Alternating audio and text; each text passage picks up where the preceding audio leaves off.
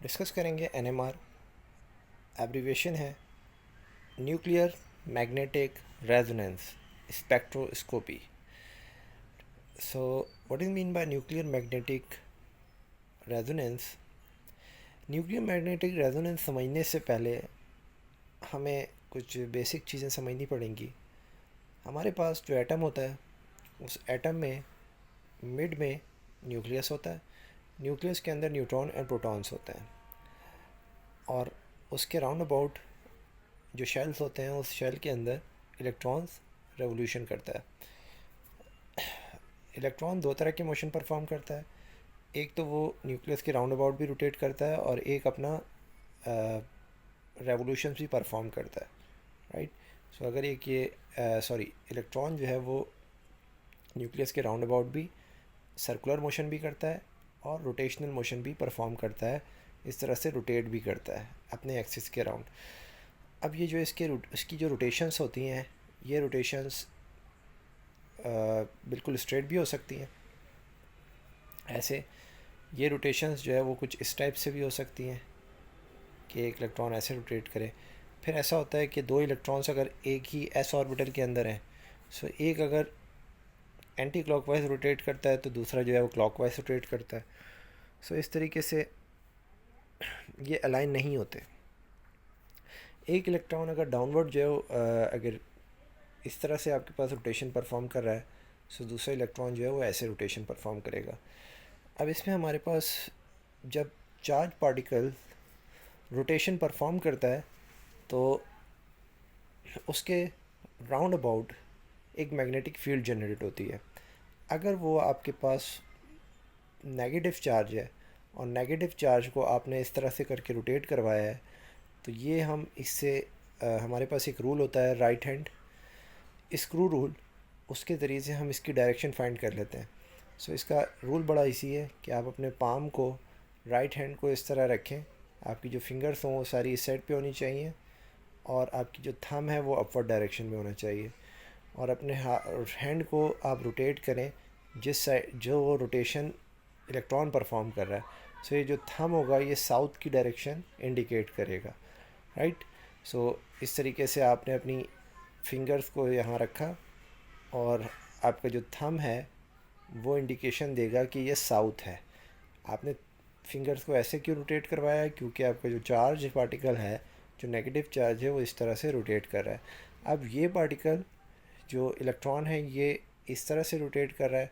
सो जब आप अपनी फिंगर्स को रोटेट करवाएंगे राइट हैंड की, तो ऑब्वियसली आपका जो थंब है वो नीचे की तरफ जाएगा, वो ऊपर नहीं जा सकता, ठीक है। तो आपका साउथ जो है वो इधर होगा और नॉर्थ जो है वो इधर होगा। यही काम अगर आप पॉजिटिव चार्ज के साथ करेंगे तो रिवर्स होगा। तो ये हमने एग्जांपल ली है नेगेटिव चार्ज की। नेगेटिव चार्ज में जब आप राइट हैंड थंब रूल लगाते हैं, सो वो साउथ को इंडिकेट करता है। आपका थंब जो है वो साउथ साउथ को इंडिकेट करता है। और अगर पॉजिटिव चार्ज में अपना थंब लगाएंगे, सो आपका जो थंब है नेगेटिव चार्ज पॉजिटिव चार्ज में थंब लगाएंगे तो वो नॉर्थ को इंडिकेट करेगा। अब हमारे पास एंगुलर मोमेंटम एक वेक्टर क्वांटिटी है, और एंगुलर मोमेंटम का जो फार्मूला होता है एक रोटेशन के लिए इलेक्ट्रॉन के केस में वो ये होता है एस। यहाँ पे स्पिन क्वांटम नंबर है। ये वही स्पिन क्वांटम नंबर है जो आप क्वांटम नंबर्स में पढ़ते हैं, जिसकी वैल्यू 1/2 एंड -1/2 होती है, +1/2 एंड -1/2। ये स्पिन क्वांटम नंबर, और इसके साथ आपने जो है वो h/2π को मल्टीप्लाई करवाना है, तो ये एंगुलर मोमेंटम हमारे पास एक पार्टिकल का आ जाता है। Similarly ms magnetic quantum number कहलाता है, और इस मैग्नेटिक क्वांटम नंबर की वैल्यू +1/2 एंड -1/2 होती है। सिमिलरली हमारे पास स्पिन क्वांटम नंबर की वैल्यू जो है वो 1/2 ही होती है, और मैग्नेटिक क्वांटम नंबर की वैल्यू जो है वो पॉजिटिव और नेगेटिव दोनों होती हैं। नाउ अगर हम कंसीडर करें कि प्रोटॉन है जो एक पॉजिटिव चार्ज है, और प्रोटॉन से मिलके बना हुआ न्यूक्लियस है, वो न्यूक्लियस रोटेशन परफॉर्म कर रहा है। सो न्यूक्लियस अगर रोटेशन परफॉर्म करेगा तो न्यूक्लियस के अंदर जो चार्ज है वो है नेगेटिव, पॉजिटिव सॉरी। सो अगर पॉजिटिव चार्ज अपना रोटेशन परफॉर्म करेगा और आप राइट हैंड थंब रूल लगाएंगे और ये डायरेक्शन होगी रोटेशन की ये वाली, सो थंब आपको जो इंडिकेट करके देगा वो नॉर्थ इंडिकेट करेगा। ठीक है, सिमिलरली अगर जो है वो डायरेक्शन ऐसे है और इस तरह से आप अपना थंब रूल लगाएंगे तो थंब की डायरेक्शन जो है वो राइट हैंड को लेके ये प्रोसेस करेंगे तो थंब की डायरेक्शन नीचे जाएगी और ये आपका नॉर्थ होगा पॉजिटिव चार्ज के केस में। क्लियर? सो हमने जो टॉपिक है वो है न्यूक्लियर मैग्नेटिक रेजोनेंस। सो जब न्यूक्लियर मैग्नेटिक रेजोनेंस है तो हमने बात ही न्यूक्लियस की करनी है, हमें पॉजिटिव चार्ज से ही कंसर्न रहेगा, तो इसलिए पॉजिटिव चार्ज की डायरेक्शन हमें पता होनी चाहिए। Angular momentum of nucleus is I + 1 into h/2π। Spin quantum number को हम I से डिनोट करेंगे और मैग्नेटिक क्वांटम नंबर को Mn से डिनोट करेंगे।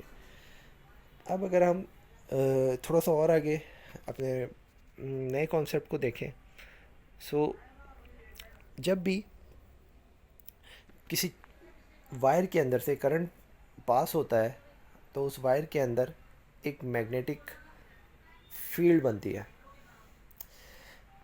Number of possible orientation of nuclear spin, ये एक बड़ा इम्पोर्टेंट कॉन्सेप्ट है कि न्यूक्लियर स्पिन की number of possible orientation of nuclear spin की कितनी पॉसिबल ओरिएंटेशंस हो सकती हैं कि वो किस किस तरह से जो है वो रोटेशन परफॉर्म कर सकता है और क्या कंडीशंस होंगी।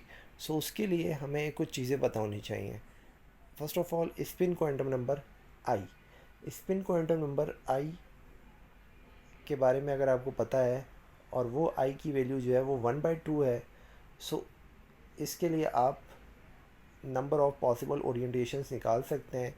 यहाँ 2 रखें, क्लियर, आई की जगह पे 1/2 रखें, +1 रखें, सो ये हो जाएगा हमारे पास 2 से 2 कैंसिल हो जाएगा एंड 1 + 1 = 2।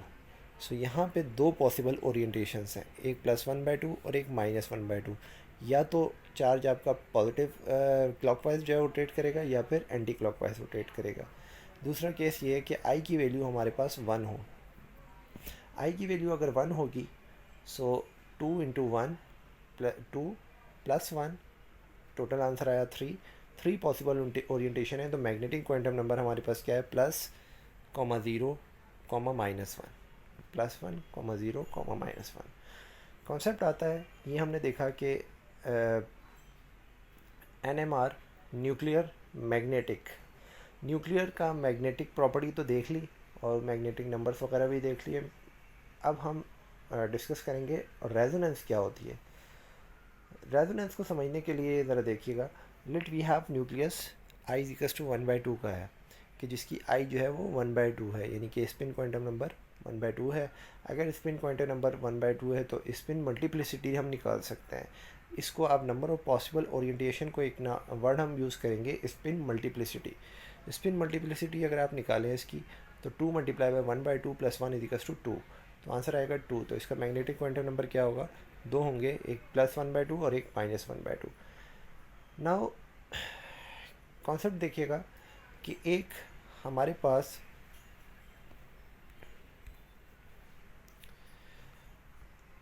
एक पोल है नॉर्थ और एक पोल है साउथ, और यहाँ पे बीच में एक न्यूक्लियस रखा हुआ है। न्यूक्लियस के अंदर प्रोटॉन भी है एंड न्यूट्रॉन भी है। सो इसकी डायरेक्शन कुछ इस तरह से है न्यूक्लियस की। स्टार्ट में न्यूक्लियस एक रेवोल्यूशन परफॉर्म करेगा और आपने देखा कि जब हम इसको इस तरह करके रोटेट करवाएंगे तो आपके थंब की डायरेक्शन कहाँ जाएगी, अपवर्ड जाएगी, और थंब की डायरेक्शन अगर अपवर्ड जाएगी सो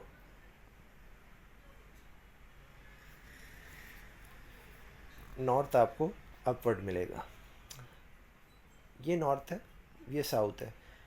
ये मैग्नेट हमने स्टार्ट में नहीं लगाए हुए, जस्ट हमारे पास एक न्यूक्लियस है जो रोटेट कर रहा है और उसमें नॉर्थ की डायरेक्शन ये है।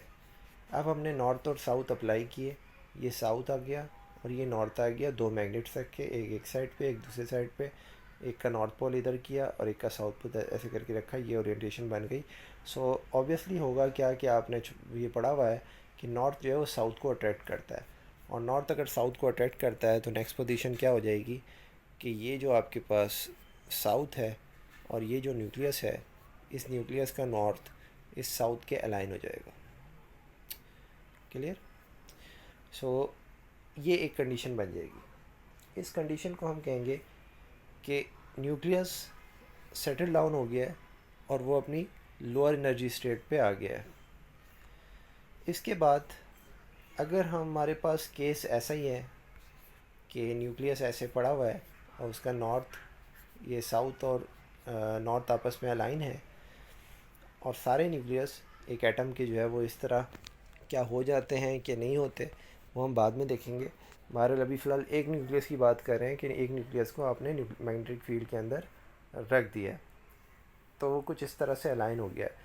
अब हम इसको एनर्जी देते हैं। एनर्जी क्या देते हैं कि रेडिएशंस देते हैं। रेडिएशंस क्या देते हैं कि हम इसको कोई भी इसके अंदर से लाइट पास करवाते हैं। अब जब हम लाइट पास करवाएंगे और यहाँ डिटेक्टर लगा दें, सो ये लाइट इसके अंदर से पास हो जाएगी, लाइट इसके अंदर से पास होती रहेगी। एक पॉइंट ऐसा आएगा कि जो इसको लाइट मिलेगी, एक ख़ास फ्रीक्वेंसी मिलेगी, वो फ्रीक्वेंसी इसको क्या करेगी, उस ख़ास फ्रीक्वेंसी को जो आप याद रख लें, इसको हम अगर न्यू नॉट से डिनोट कर दें, वो स्पेशल फ्रीक्वेंसी जब ये लाइट एब्जॉर्ब कर लेगा, लाइट क्या कर लेगा, सारी लाइट ट्रांसमिट हो रही थी और एक प्रॉपर एक पर्टिकुलर फ्रीक्वेंसी पर ये लाइट एब्जॉर्ब करेगा न्यूक्लियस।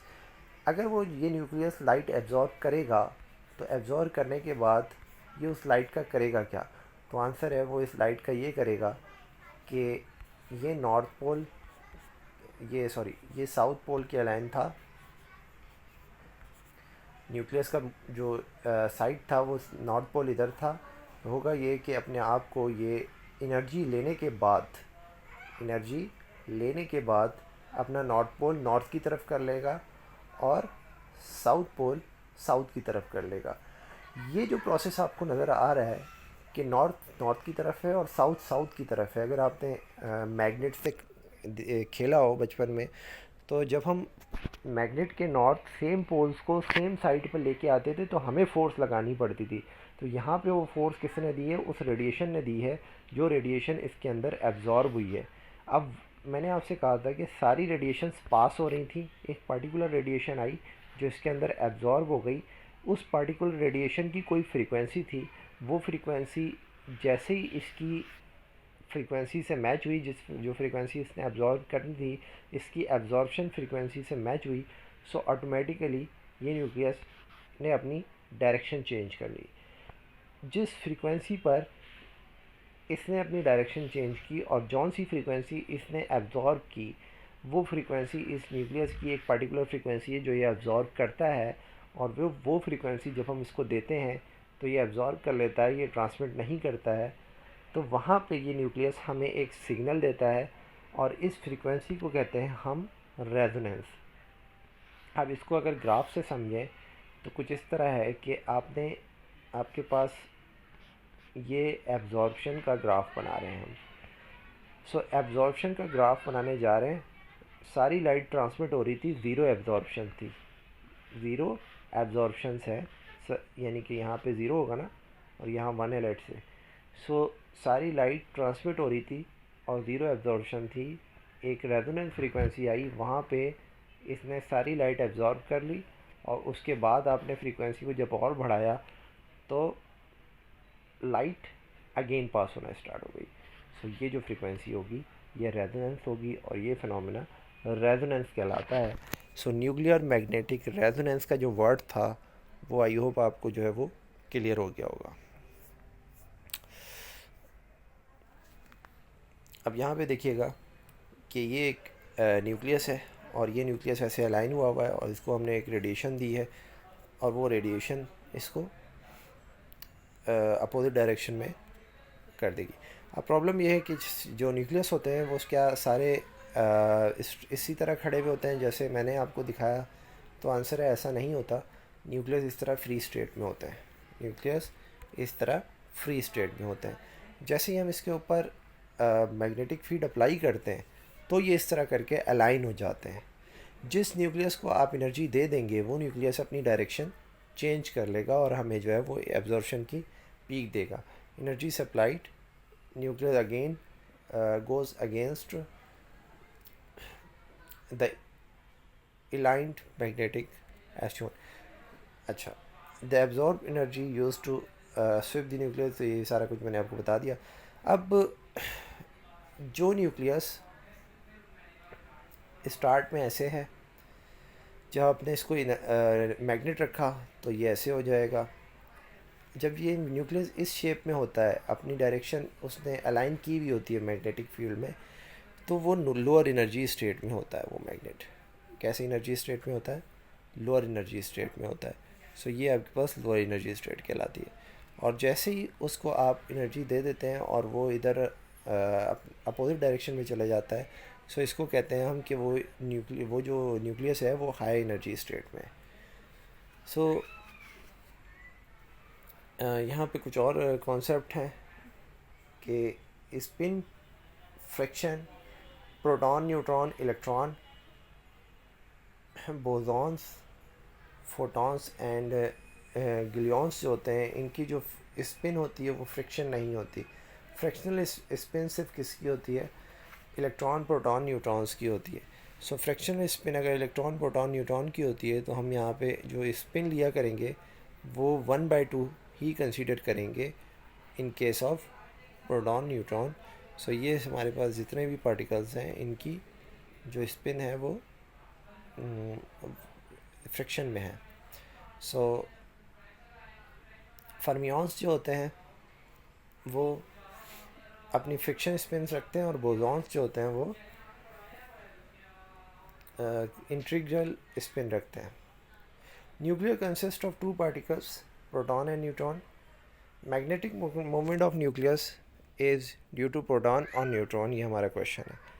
क्वेश्चन ये है कि ये जो मैग्नेटिक मूवमेंट होती है न्यूक्लियस की, ये न्यूक्लियस की जो मैग्नेटिक मूवमेंट है ये प्रोटॉन की वजह से होती है या इलेक्ट्रॉन की वजह से, न्यूट्रॉन की वजह से होती है। सो न्यूक्लियस रोटेट करता है और मैग्नेटिक फील्ड क्रिएट करता है, ये आपने देखा। न्यूक्लियस के अंदर प्रोटॉन भी रोटेट करता है और न्यूट्रॉन भी रोटेट करता है। क्या प्रोटॉन रोटेट करने के बाद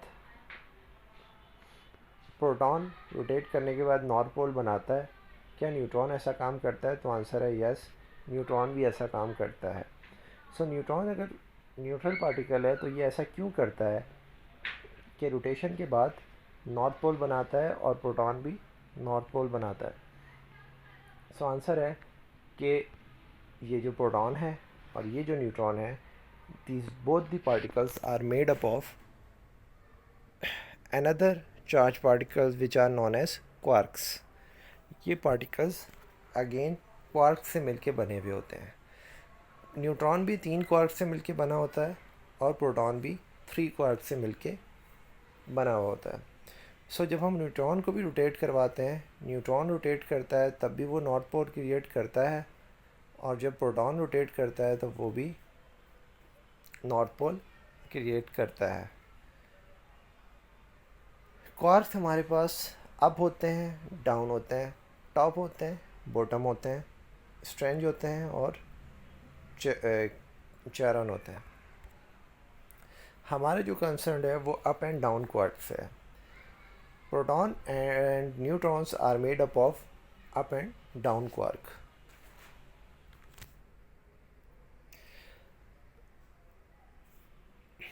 Proton is made up of 2 up quark and 1 down quark. Neutron is made up of 2 down quarks and 1 up quark. Now, up quark having charge plus 1/2 plus 2/3 and down quark having charge minus 1/3। Up quark का जो charge है वो +2/3 है and down quark का जो charge है वो -1/3 है। अब अगर आपने चार्ज निकालना है प्रोटॉन का, सो दो अप क्वार्क हैं और 1 डाउन क्वार्क है, तो दोनों अप क्वार्क को ऐड करें, 1 डाउन क्वार्क को ऐड करें, सो आंसर आएगा आपके पास 1, 2/3, 2/3 ये हो जाएगा 4/3, और 4/3 में से -1/3 करेंगे तो आंसर आएगा 3/3, और 3/3 को कैंसिल करेंगे तो आंसर आएगा 1। सो प्रोटॉन के ऊपर क्या चार्ज आया? 1। न्यूट्रॉन का चार्ज निकालें तो यहाँ 2 डाउन क्वार्क हैं और एक अप क्वार्क है। 2 डाउन क्वार्क का मतलब 2 -3 -1/3 -1/3 है, और +2/3, तीनों सबको ऐड करेंगे तो -1/3 -1/3 -2/3 एंड +2/3, दोनों आपस में कैंसिल होकर आंसर आएगा 0। सो इट्स मीन डैट के जो आपके पास न्यूट्रॉन है ये भी क्वार्क से मिलके बना है, बट इसका ओवरऑल नेट चार्ज जो है वो 0 है। सो प्रोटॉन का चार्ज 1 आया और न्यूट्रॉन का चार्ज 0 आया। नाउ प्रोटॉन जब भी रोटेट करता है तब वो नॉर्थ पोल और साउथ पोल जनरेट करता है। तो सिमिलरली न्यूट्रॉन भी ये काम करता है, नॉर्थ पोल और साउथ पोल जनरेट करता है। अगर एक प्रोटॉन इस तरह से जो है वो रोटेट कर रहा है तो दूसरा प्रोटॉन इस तरह से करके रोटेट करता है अपोजिट डायरेक्शन में, और ये एक दूसरे की रोटेशन को से अपनी एक दूसरे की मैग्नेटिक फील्ड को कैंसिल आउट कर देते हैं। क्लियर? ये बड़ा इंपॉर्टेंट पॉइंट है। यहाँ से हम आगे कॉन्सेप्ट देखेंगे कि वो कौन से एलिमेंट्स होते हैं, क्या सारे एलिमेंट्स जो है वो एनएमआर परफॉर्म करते हैं, न्यूक्लियर मैग्नेटिक रेजोनेंस देते हैं, या कोई एलिमेंट नहीं देते। तो इसका आंसर है कि हर एलिमेंट ऐसा नहीं करता, चंद एलिमेंट होते हैं जो ये काम करते हैं। आगे जाके देखेंगे कि एटॉमिक नंबर इसका इवन होता है और ऑड होता है, उससे हमें कंसर्न होता है। So opposite pole toward each other, so they are at low energy state. जब अपोजिट पोल एक दूसरे के ईच अदर होंगे, सो ये प्रोटॉन्स जो लो एनर्जी स्टेट पे रहेंगे, एक तरह से कह लें कि एक दूसरे की मैग्नेटिक फील्ड को कैंसिल आउट कर देंगे, और नेट इफेक्ट जो होगा न्यूक्लियस के ऊपर रोटेशन का, मैग्नेट का, वो ज़ीरो होगा। सिमिलरली न्यूट्रॉन भी ये काम करते हैं। नाउ अब एक चार्ट देखते हैं कि number of protons and number of neutrons, spin quantum number. Example, अगर आपके पास नंबर ऑफ़ प्रोटॉन इवेंट्स हैं, यानी कि नंबर ऑफ़ प्रोटॉन्स हमारे पास 2 हैं, 4 हैं, 6 हैं, नंबर ऑफ़ न्यूट्रॉन्स भी इवन है, तो इवन और इवन अगर दोनों चीज़ें इवन हैं तो इसका स्पिन क्वांटम नंबर 0 होगा, और अगर स्पिन क्वांटम नंबर 0 होगा सो इट्स मीन डैट आपके पास न्यूक्लियर मैग्नेटिक नंबर जो है वो, मैग्नेटिक क्वांटम नंबर भी 0 आएगा, और ऐसा जो न्यूक्लियस होगा वो आपको कोई एनएमआर सिग्नल नहीं देगा, वो न्यूट्रल होगा। सो इस केस में हमारे पास जो आता है कार्बन 12 का जो एटॉमिक नंबर है वो है 6। सो इसके अंदर 6 प्रोटॉन्स होते हैं, और 12 - 6 6 न्यूट्रॉन्स होते हैं। सो दोनों इवन है। So it's mean that carbon हमारे पास एनएमआर सिग्नल नहीं देता, बट सबसे ज़्यादा यूज़ इस एनएमआर सिग्नल का हम करते हैं ऑर्गेनिक केमिस्ट्री में, ऑर्गेनिक कंपाउंड को एनालाइज करने के लिए। तो आंसर है कि ऑर्गेनिक कंपाउंड को जब हम एनालाइज करते हैं उसके साथ जो हाइड्रोजन लगा होता है, हम एक्चुअली हाइड्रोजन एनएमआर फाइंड करते हैं। सो इससे हमें कार्बन की जो ओरिएंटेशंस हैं उनके बारे में नॉलेज मिलती है। Oxygen 16, 8 proton, 8 neutron, 9 NMR signal. Sulphur 32, 16 proton, 16 neutron, 9 NMR signal. Electron, neutron, proton आपके पास इवन हो और न्यूट्रॉन्स ऑड हो, सो एनएमआर सिग्नल मिलता है, क्योंकि आपके पास स्पिन क्वांटम नंबर 1/2 बनता है, या इंटीग्रल मल्टीपल 3/2 भी बन सकता है, 5/2 भी बन सकता है। सो अगर वो 1/2 बन रहा है तो आपको जो एनएमआर सिग्नल मिलेगा वो जो एग्जाम्पल होगी उसके लिए कार्बन 13 की, कार्बन का आइसोटोप। 3/2 के लिए आयोडीन 127 एंड ऑक्सीजन 5/2 के लिए। प्रोटॉन ऑड है, इलेक्ट्रॉन न्यूट्रॉन इवन है, तो 1/2, 3/2, 1/2 पे hydrogen, hydrogen 1 fluorine, then phosphorus. 3/2 पर बोरॉन, क्लोरीन, ब्रोमियम। ऑड है तो जो आपके पास इंटीग्रल मल्टीपल है और जो नाइट्रोजन है ये हमें ऑड पे सिग्नल देता है। सो इस तरह से आपने ये देखा कि कौन से पार्टिकल्स जो है वो सिग्नल देते हैं और कौन से नहीं देते। सो अब ज़रा ये देखें कि इवन का केस है, ये आपके पास न्यूट्रल है और ये भी न्यूट्रल हो गया। सो इवन इवन के केस में ये न्यूट्रॉन्स हैं, ये प्रोटॉन्स हैं। दो न्यूट्रॉन लिए हमने, दो प्रोटॉन लिए, दोनों ने एक दूसरे की जो स्पिन है दोनों की अपोजिट है और दोनों ने एक दूसरे की मैग्नेटिक फील्ड को कैंसिल कर दिया। सो ये 6 न्यूट्रॉन्स, अगर 6 न्यूट्रॉन्स है तब वो भी ज़ीरो होंगे, 2 न्यूट्रॉन्स के केस में ये भी ज़ीरो हैं। सो इवन इवन के केस में हमें जो एलिमेंट मिलता है वो न्यूट्रल मिलता है, क्योंकि हमारे पास कपल फॉर्म हो जाते हैं। यहाँ पे ये कपल बन गया, ये कपल बन गया, ये कपल, हर कपल ने मिलके आपस में एक दूसरे की मैग्नेटिक फील्ड को कैंसिल आउट कर दिया। नाउ अब एग्जांपल देखते हैं इवन की और ऑड की। ये इवन है, न्यूट्रॉन दोनों ने एक दूसरे को कैंसिल आउट किया, एक प्रोटॉन अकेला बचा। एक प्रोटॉन अगर अकेला बचेगा तो या तो ये 1/2 होगा, या 3/2, या 5/2 इसकी जो स्पिन क्वांटम नंबर होगा। सिमिलरली यहाँ पे केस देखें कि प्रोटॉन एक है, न्यूट्रॉन दो हैं। सो वही केस है। तो प्रोटॉन अगर सिंगल बच जाएगा तो उसका कोई स्पिन क्वांटम नंबर होगा और वो हमें ये प्रोसेस करके देगा, रेजोनेंस करके देगा। अब है ये 3 पार्टिकल्स हैं, ये दो तो कपल बना लेंगे, इवन है क्योंकि प्रोटॉन, और ये कैंसिल आउट कर देंगे। न्यूट्रॉन में ये कपल बन जाएगा और ये क्लास में बचेगा न्यूट्रॉन। तो ये न्यूट्रॉन या तो 1/2, 3/2 और 5/2 इसकी स्पिन हो सकती है। अब इसके बाद हम देखते हैं कि केस ये हमने 4 पार्टिकल लिए, तो 4 पार्टिकल अगर होंगे तो एक दूसरे को कैंसिल आउट कर देंगे, एक हटा दें, इसमें से न्यूट्रल हो जाएंगे और यहाँ पे एक बचेगा, वो हमें सिग्नल देगा। अब आपके पास केस है ऑड डॉट का। अगर ये 1 है, ये 1 है, तो दोनों अपोजिट हैं। सो न्यूट्रॉन और प्रोटॉन दोनों अपोजिट, दोनों जो चार्जेस हैं, एक न्यूट्रल है, एक चार्ज पार्टिकल है, ये दोनों अगर ऑड केस में होंगे तो हमारे पास ना तो न्यूट्रॉन का कोई कपल बन रहा है, ना फिर हमारे पास प्रोटॉन का कपल बन रहा है। सो इट्स मीन डैट 1, 2, 3, 4, 5 इसका स्पिन क्वांटम नंबर हो सकता है और ये हमें सिग्नल देगा अपने अकॉर्डिंग। 3 है तो इसमें क्या होगा, ये कपल बन गया, ये कपल बन गया, एक न्यूट्रॉन अकेला बचा और एक प्रोटॉन अकेला बचा, सेम केस है। तो जब न्यूट्रॉन और प्रोटॉन दोनों आपस में दो एक एक बच जाएंगे, सो हमें जो सिग्नल्स मिलेंगे वो इंटीग्रल मल्टीपल मिलेंगे। सो इसी तरीके से यहाँ पे भी है orientation of neutron inside the external magnetic field. अब हम एक नई चीज़ देखने जा रहे हैं कि जो पार्टिकल की जो ओरिएंटेशन है, यानी कि जो 2i+1 की जो वैल्यू है जो हमने स्टार्ट में देखी थी, 1, 2, 3 किस केस में आती है। सो अगर आपके पास i की वैल्यू ज़ीरो है, स्पिन क्वांटम नंबर ज़ीरो है, यानी कि दोनों इवन इवन के केस है, तो जो आंसर आएगा वो 1 आएगा। और 1 आएगा इट्स मीन डैट कि जितनी भी ओरिएंटेशन है वो जस्ट एक ही होगी। वो ओरिएंटेशन क्या हो सकती है कि जैसे ही मैग्नेट को आप लगाएंगे उसके राउंड अबाउट मैग्नेटिक फील्ड को, तो जो न्यूक्लियस है वो मैग्नेट के अलाइन हो जाएगा और लो एनर्जी स्टेट पे हो जाएगा और वो हमें कोई भी वो रोटेट नहीं होगा। इवन ऑड के केस में 1/2, 3/2 के केस में जो ओरिएंटेशन होगी वो जब आप यहाँ से कैलकुलेट करेंगे, सो आंसर आ रहा है 2 या फिर आंसर आ रहा है 4।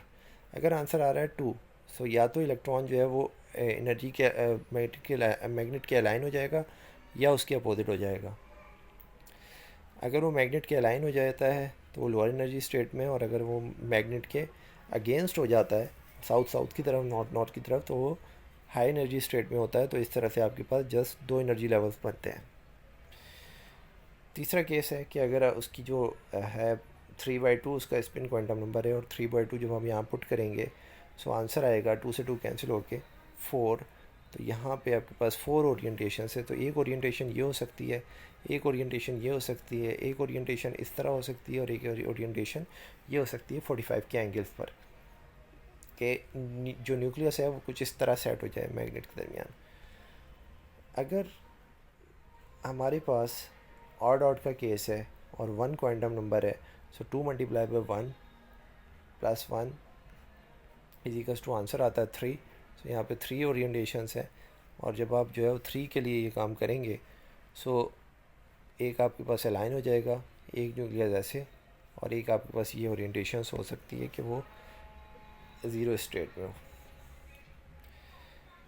अगर 5 आता है तो जो ओरिएंटेशंस बन सकती हैं, एक अपोजिट और एक अलाइन, एक 90 डिग्री, एक 45 और दो 45 की। सो इस तरीके से भी ये भी हो सकता है। सो ये था हमारे पास कॉन्सेप्ट के न्यूक्लियर मैग्नेटिक रेजोनेंस होती क्या है। अब हमने क्या करना है कि इस कॉन्सेप्ट को अप्लाई करना है ऑर्गेनिक केमिस्ट्री पर। सो ऑर्गेनिक केमिस्ट्री पर अप्लाई करने के लिए इस हमने ये देखना होगा कि अगर हमारे पास ऑर्गेनिक कंपाउंड है, उस ऑर्गेनिक कंपाउंड में कौन सा ऐसा पार्टिकल है जो रेजोनेंस को परफॉर्म करता है। सो आंसर है, वो पार्टिकल है हाइड्रोजन। हाइड्रोजन है जो आपके पास रेजोनेंस परफॉर्म करके देता है, और जो एनर्जी है वो एब्जॉर्ब करता है। कार्बन ये काम नहीं करता, क्योंकि हमने देखा कि कार्बन का जो एटॉमिक नंबर था वो क्या था, 6, और जब उसका एटॉमिक नंबर 6 है तो वो आपको कोई पीक नहीं देगा।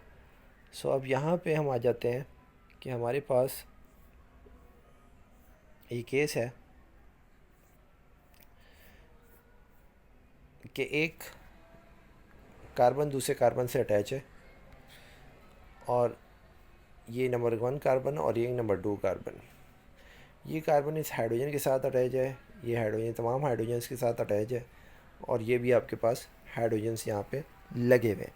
सो क्वेश्चन इज़, क्या ये जो हाइड्रोजन्स यहाँ पे लगे हुए हैं, ये हाइड्रोजन्स हमें सेम सिग्नल देंगे, सारे ग्राफ पर सेम पीक देंगे, या डिफरेंट डिफरेंट सिग्नल देंगे। सो आंसर है कि ये जो हाइड्रोजन्स हैं ये हमें सेम सिग्नल नहीं देंगे, डिफरेंट डिफरेंट सिग्नल देंगे, क्योंकि इनकी ओरिएंटेशन चेंज है। अगर हम इसका स्टीरियो स्ट्रक्चर देखें तो एक कार्बन यहाँ पे आउटसाइड है और एक कार्बन यहाँ पे इनसाइड है, एक आउटसाइड है एक इनसाइड है, एक ऑक्सीजन के साथ कनेक्टेड है, एक जो है वो यहाँ पे 3 जो है तीनों कार्बन के साथ कनेक्टेड है। सो जो यहाँ पे आउटसाइड है और जो इधर इनसाइड है वो ऐसे क्यों है, और ये जो ऑक्सीजन के साथ कनेक्टेड है, क्या उसको ऑक्सीजन जिस तरह से कार्बन हाइड्रोजन को अट्रैक्ट करेगा, क्या कार्बन भी इसी तरीके से अट्रैक्ट करता है हाइड्रोजन को, और हाइड्रोजन क्या यहाँ पे फ्री स्टेट में है कि नहीं है। सो जब हाइड्रोजन फ्री स्टेट में होता है, हाइड्रोजन अगर आपके पास नंबर ऑफ़ हाइड्रोजन्स हैं मैग्नेट के अलाइन, यहाँ पे आपने मैग्नेट लगाया और यहाँ पे बहुत सारे हाइड्रोजन्स हैं और सारे फ्री स्टेट में, तब तो वो अलाइन हो जाएंगे।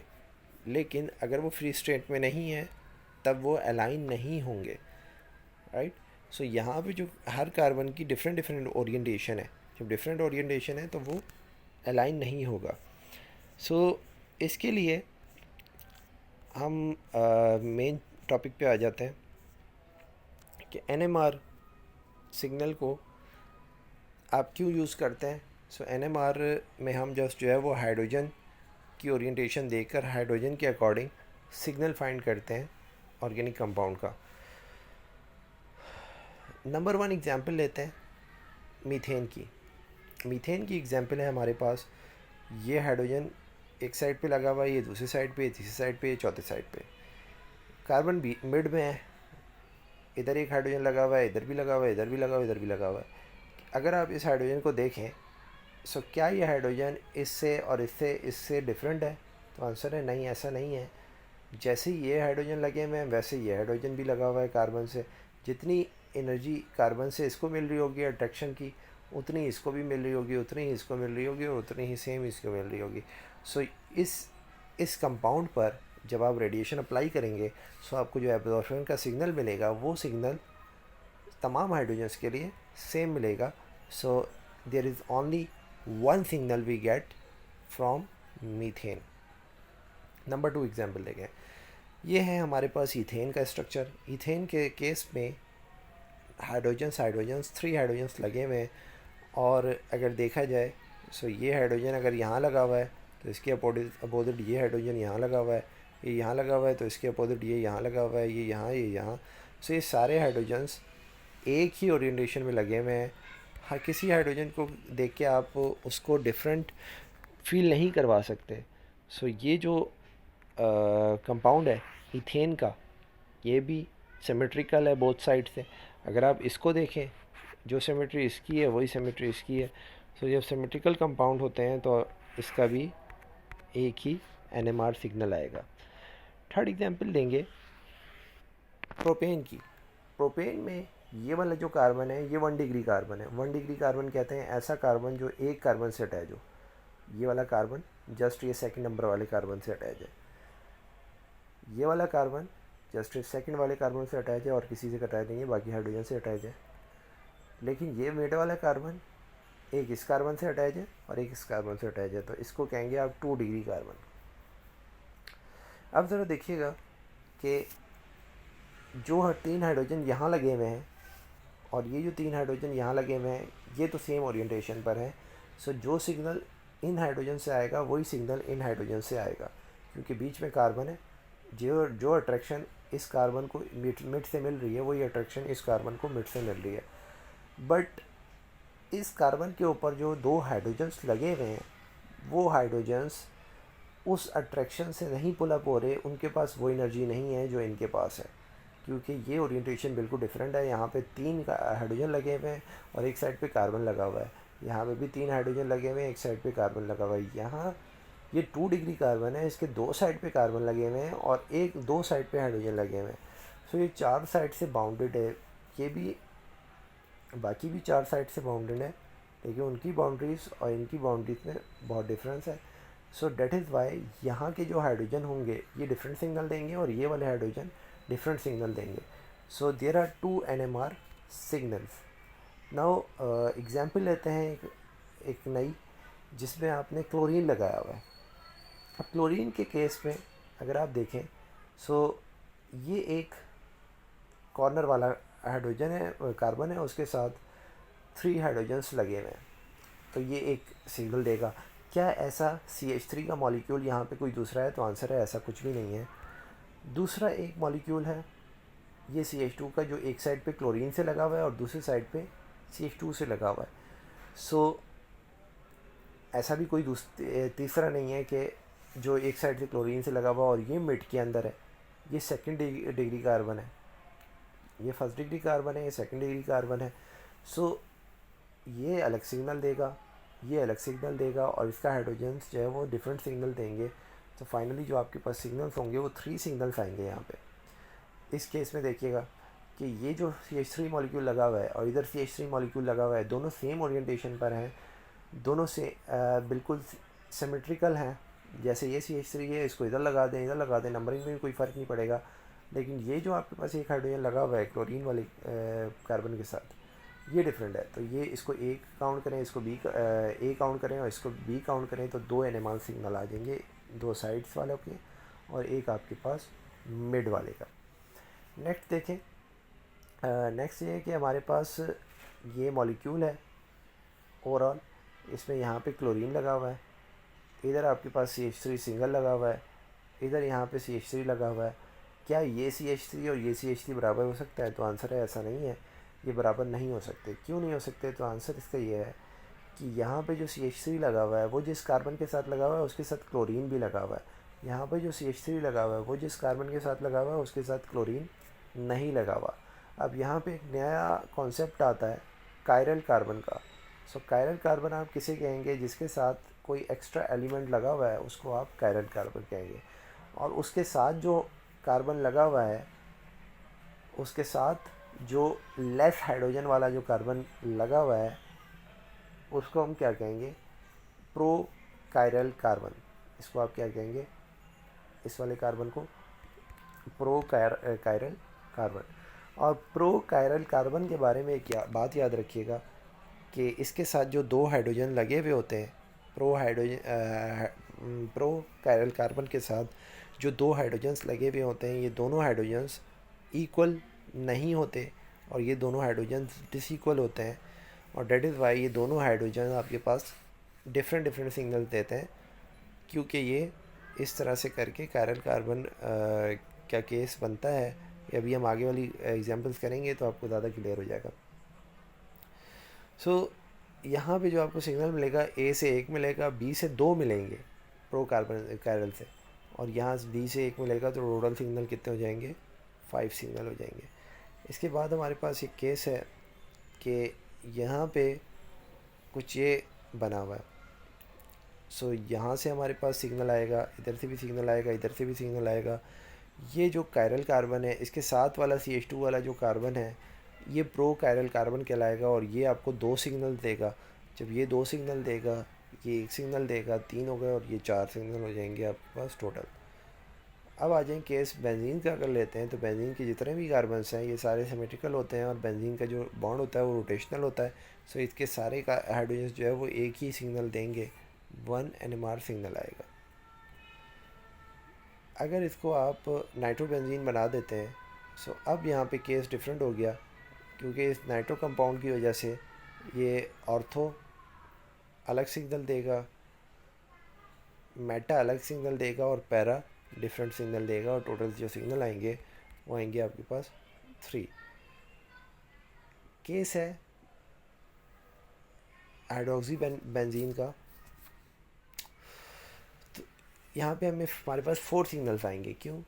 ऑर्थो एक सिग्नल देगा, मेटा एक सिग्नल देगा, और पैरा भी एक सिग्नल देगा, और साथ में OH का मॉलिक्यूल इसके साथ जो हाइड्रोजन लगा हुआ है ये भी एक डिफरेंट सिग्नल देगा। केस लेते हैं नाइट्रोजन का। नाइट्रोजन में ऑर्थो अलग सिग्नल देगा, पैरा मेटा अलग सिग्नल देगा, और पैरा अलग देगा, और साथ में ये एन के साथ जो 2 हाइड्रोजन लगे हुए हैं ये आपको डिफरेंट सिग्नल देंगे, और टोटल 4 सिग्नल्स आ जाएंगे। हाइड्रोकार्बन विद बेंजीन के साथ देखते हैं। हाइड्रोकार्बन अगर बेंजीन के साथ लगे हुए हैं, सो इस केस को ज़रा याद रखिएगा, ये थोड़ा डिफरेंट है। अगर हाइड्रोकार्बन बेंजीन के साथ लगा हुआ है तो बेंजीन का जो रिंग है वो आपको सिर्फ 1 सिंगल देगा, और बाकी दूसरा सिग्नल जो आएगा वो आएगा हाइड्रोकार्बन के साथ। सो सिमिलरली यहाँ पे हमारे पास टॉलिन की जगह बेंजीन के साथ जो R लगा हुआ है वो CH3 CH2 लगा हुआ है। सो ये पूरा रिंग एक सिग्नल देगा। ये वाला कार्बन क्योंकि जिसके साथ 3 हाइड्रोजन लगे हुए हैं ये एक सिग्नल देगा, और ये वाला जो कार्बन है 2 हाइड्रोजन के साथ अटैच है तो इसके 2 हाइड्रोजन डिफरेंट सिग्नल लेंगे, टोटल सिग्नल 3 हो जाएंगे। सिमिलरली यहाँ देखें तो 1 सिग्नल, 2 सिग्नल एंड 3 सिग्नल। इसको 3 क्यों कहा गया? क्योंकि ये सिमेट्रिकल है, तो ये आपको एक ही सिग्नल देंगे। केस लेते हैं डबल बॉन्ड का। डबल बॉन्ड के केस में आपका सबसे पहला जो टास्क होगा वो ये होगा कि इसको आप मॉलिक्यूल को कुछ इस तरह बना के लिखें। जब आप इस तरह बना के लिखेंगे तो ये जो कार्बन है इसको हमने यहाँ बनाया और इसके साथ 2 हाइड्रोजन यहाँ लगा दिए। ये वाला जो कार्बन है इसको आपने जो है वो यहाँ बनाया और इसके साथ 1 हाइड्रोजन यहाँ लगा दिया और इसका CH3 मॉलिक्यूल यहाँ लगा दिया। 4 NMR सिग्नल आएंगे, क्योंकि ये हाइड्रोजन जो सिग्नल देगा वो ये हाइड्रोजन ऐसा सिग्नल नहीं देगा। ये हाइड्रोजन CH3 मॉलिक्यूल वाले जो सिग्नल हाइड्रोजन जो सिग्नल देंगे वो ये वाला हाइड्रोजन सिग्नल नहीं दे सकता, क्योंकि इसके अपोजिट CH3 मॉलिक्यूल लगा हुआ है। सो टोटल जो आपके पास सिग्नल आएंगे यहाँ पे 4 सिग्नल आएंगे। सिमिलरली ये इस मॉलिक्यूल को देखें, इसको अगर आप ओपन करके लिखेंगे कुछ इस तरह बनेगा, और यहाँ पे भी आपके पास टोटल जो सिग्नल आएंगे वो कितने आएंगे? 3 आएंगे। एक ये हाइड्रोजन देगा, एक ये हाइड्रोजन देगा, सबकी ओरिएंटेशन डिफरेंस है, तो ये इस तरह से आपको सिग्नल मिलेंगे। अगर आपके पास ये कंपाउंड है तो इस कंपाउंड के अंदर कितने सिग्नल्स मिलेंगे ज़रा देखिएगा। ये जो कॉर्नर वाले हैं ये ए कहलाएंगे, एक सिग्नल देंगे सेम ओरिएंटेशन पे। ये वाला जिस ओरिएंटेशन पे बैठा है वही वाला, तो ये बी भी जो है वो ये बी ही रहेगा, 2 सिग्नल हो गए। और थर्ड सिग्नल आपको ये वाला नीचे वाला मॉलिक्यूल देगा। इस केस को देखते हैं। ये कार्बन आपको एक सिग्नल देगा, ये आपको डिफरेंट सिग्नल देगा। ये कार्बन और ये कार्बन ये सेम सिग्नल नहीं दे सकते। ये कनेक्टेड है जिस कार्बन के साथ उसके साथ ऑक्सीजन बॉन्डेड है, डबल बॉन्डेड, और ये आपके पास जो कनेक्टेड है ये सिंपल CH2 मॉलिक्यूल से कनेक्टेड है। सो ये डिफरेंट सिग्नल है, इसका डिफरेंट सिग्नल है, 2 सिग्नल्स हो गए, और ये 3 जो है वो डिफरेंट सिग्नल देगा, क्योंकि ये तो है ही बिल्कुल अलग ओरिएंटेशन पर। सो यहाँ पे आपको 3 सिग्नल मिलेंगे और कहीं हाइड्रोजन है नहीं। सिमिलरली यहाँ पे भी आपको 3 सिग्नल्स मिलेंगे इस केस में। तीनों जो कार्बन हैं उसके साथ हाइड्रोजन है, डिफरेंट कैटेगरी के लगे हुए हैं। नाउ ये आपके पास एक साइक्लिक कंपाउंड है। इस साइक्लिक कंपाउंड में जितने भी कार्बन है ये सारे सेम ओरिएंटेशन पे है। इस ट्रायंगल को आप किधर से भी देख लें तो हाइड्रोजन जो है वो आपके पास सेम ओरिएंटेशन के है, तो ये आपको सिग्नल जो मिलेगा 1 सिग्नल मिलेगा। नेक्स्ट जो हमने देखते हैं इसमें थोड़ी और कॉम्प्लिकेशन देखनी है रिंग्स की। So thanks for watching, will discuss in the next lecture.